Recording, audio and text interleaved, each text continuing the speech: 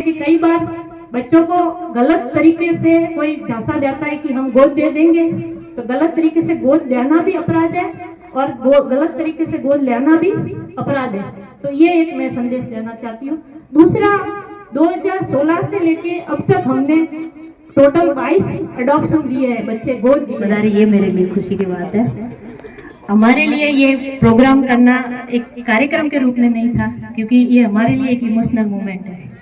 हमारे शिशु गृह में जो प्रत्येक बच्चा आता है उससे हमारे प्रत्येक स्टाफ की एक आत्मीय भाव जुड़ा रहता है, क्योंकि हम एक जब बच्चा आता है हॉस्पिटल से हमारे पास फोन आता है कि बच्चा आया, पहले दिन से हमारा पूरा स्टाफ उसकी सेवा में लग जाता है और हम उसकी लगभग 3 से 4 महीने जो 4 महीने तक उसकी सेवा करते हैं और उसके बाद में उसकी गोद देने की प्रक्रिया शुरू होती है।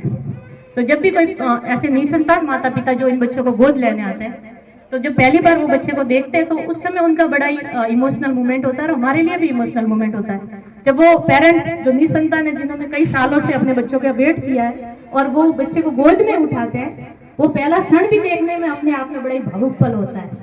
और जो वो दिन, जिस दिन वो दत्तक ग्रहण प्रक्रिया पूरी होती है और वो बच्चे को हमारे इस परिसर से लेके जाते हैं, आज हमारा वेलकम हुआ, पर एक दिन ऐसा भी होता है कि इस बच्चे को जिसके जो भावी माता पिता होंगे वो लेके जाएंगे, तो वो भी हमारे लिए काफी इमोशनल पल होता है। तो इसलिए ये कार्यक्रम सिर्फ कार्यक्रम की दृष्टि से नहीं, हमारे लिए बड़ा ही इमोशनल पल है और इसमें सबसे हमारा पूरा ऑफिस परिवार ही इसमें शामिल है।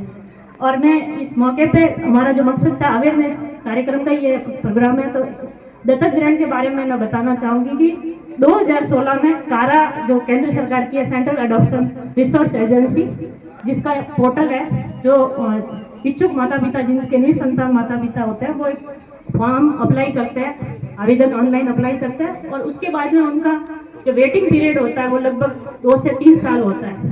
और जैसे ही हमारे पास ये बच्चा आता है और हम ये बच्चा आता है हमारे पास, ये डॉक्टर साहब की तरफ से पूरी तरह स्वस्थ होकर आ गया, तो हम इसका 2 महीने के बाद में इसका CWC के मार्फत, जो बाल कल्याण समिति है उसके मार्फत हम इसको लीगल फ्री करवाते हैं। लीगल फ्री करने के बाद में इन बच्चों का हम जो डाटा है वो कारा के पोर्टल पे अपलोड करेंगे।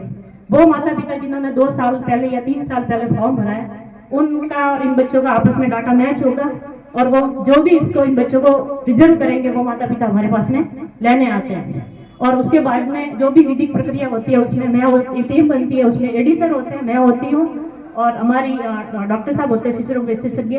तो ये सब हम मिलकर एक कमेटी गठित करते हैं और उन माता पिता का जो उनका मेडिकल स्टेटस चेक करते हैं, उनकी आर्थिक स्थिति क्या है वो भी चेक करते हैं और उनका आपराधिक रिकॉर्ड क्या है ये भी देखा जाता है। उसके बाद पूरी संतुष्टि होने के बाद में अंतिम रूप से जिला कलेक्टर महोदय के द्वारा वो बच्चों को गोद दिया जाता है।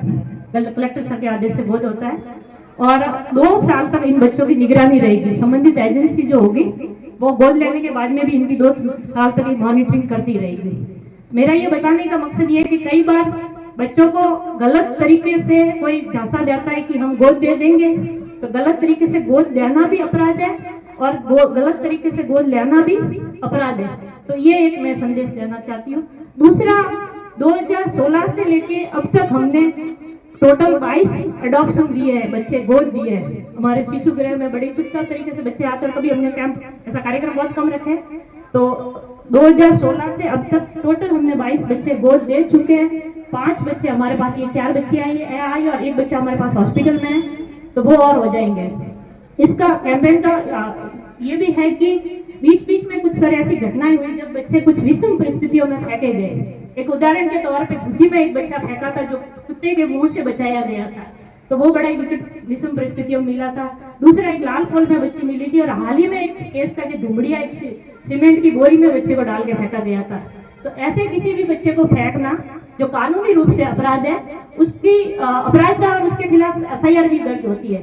पर हमारे यहाँ ऑफिस परिसर में एक पालना गृह स्थापित है और इसके साथ साथ में मातृ शिशु हॉस्पिटल, जिसको MCS हॉस्पिटल बोलते हैं, वहाँ पे पालना गृह स्थित है।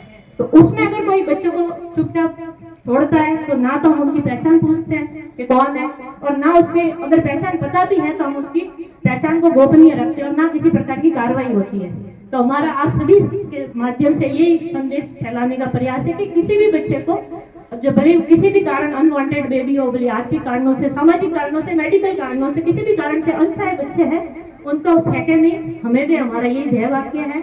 और हमारे लिए लालपुर में एक बच्ची मिली थी जिसका हमने कार्यक्रम किया था, छोटा सा कार्यक्रम, और उसके बाद में हमें बड़ी एक सकारात्मक ऊर्जा महसूस हुई कि ये चारों बच्चियां हॉस्पिटल में सुरक्षित किया गया इनका।